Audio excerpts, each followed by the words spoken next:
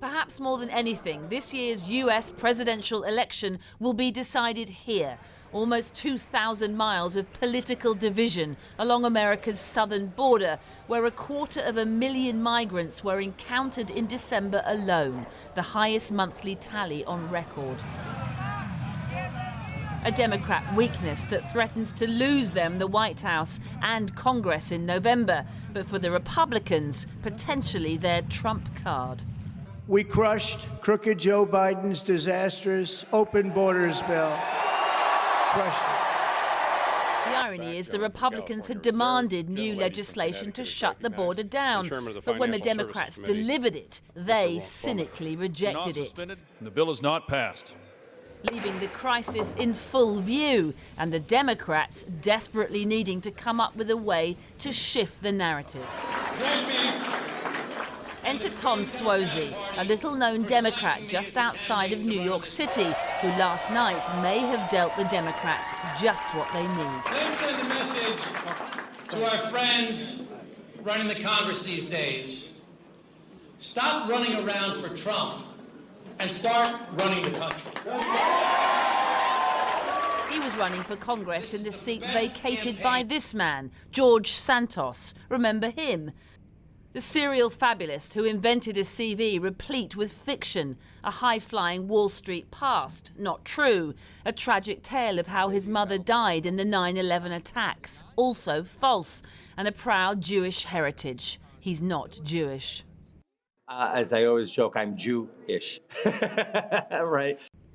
It helped that Santos was universally loathed, but key to Suozzi's victory was the border. You've been hearing a lot of nonsense blaming Tom Suozzi for the migrant problem. Really?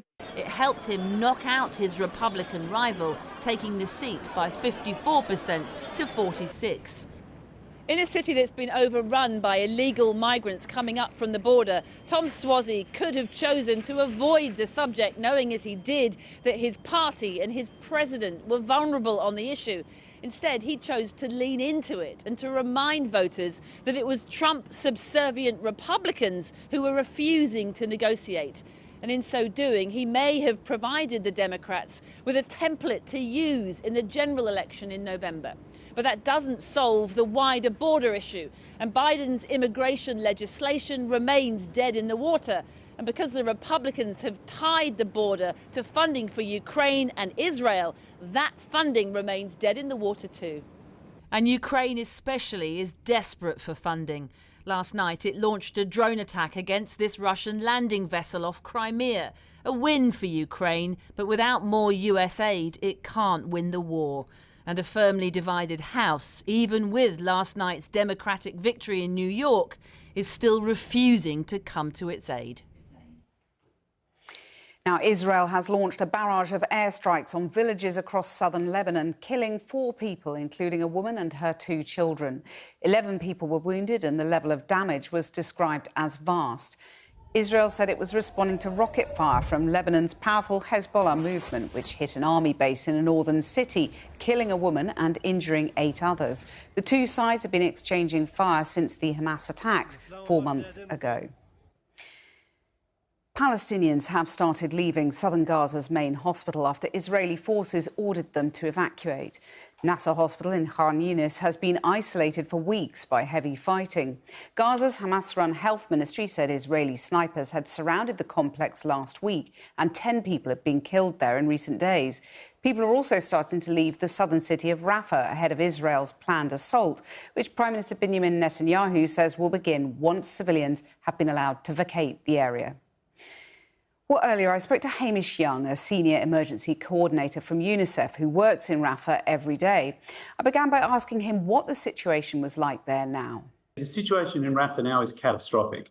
Rafah is a town that before the war, 280,000 people lived in it. Because of the war, there's now around 1.3 million people trying to survive in Rafah. Some of those people, they've all run down here to escape from the fighting north of here. Some of them have been displaced 2-3 times before they even reach Rafah. Some are lucky enough to be able to stay in apartments or houses with residents. with relatives, but the vast majority are living in shelters and tents, and some of the people are just living in makeshift shelters. A couple of bits of timber thrown up with some plastic sheeting, tarp if you're lucky over the top. Health services are run into the ground. They're barely functioning. So the situation is already catastrophic. I don't have the words to describe what it would be like if there was a full assault, military assault on Rafah. I don't know what is beyond that level of catastrophic. So unimaginable. Unimaginable. Perhaps also something to consider, because there's been a lot of publicity about this. Prime Minister Netanyahu announced called for plans to attack, so people know that something may be coming. And of course, there was a very heavy bombardment 3 nights ago all across Rafah in support of the special operations to rescue the hostages. And that was horrific. It was like living through an earthquake for 6 or 8 hours. And that was for us who were privileged enough to live in a reasonably substantial building. I don't know what it was like for people in tents and under plastic sheets. But what's happening is because everyone, the population are aware, people who can move are moving. Well, Israel says it is drawing up an evacuation plan. Is there any kind of plan that could avoid a catastrophe worse than what you're seeing at the moment? We've heard about that. We don't have any inside knowledge. From what I've seen, I can't envisage a plan. And perhaps, Kathy, if I can just note on that, UNICEF and the United Nations were very clear. We don't facilitate evacuations. We don't support evacuation plans. People must be free to choose to leave. They must be free to make their own decisions where to go. And then humanitarian agencies must have free and unrestricted access to provide humanitarian services to the people wherever they are. Can you give us one example of something you've seen that's particularly stayed with you or struck you? 2 days ago, on the morning after the heavy bombardment, I was in, where I go every day in the centre of Rafah, and I was asking some colleagues how they were doing. One gentleman in particular, an older, senior, mature Palestinian gentleman, was telling me about, he said he spent his night hiding under his bed, clutching, cuddling, hanging on to his 2 granddaughters, who he said were aged 6 and 9. They were crying and sobbing all night and then screaming every time one of these blasts went off.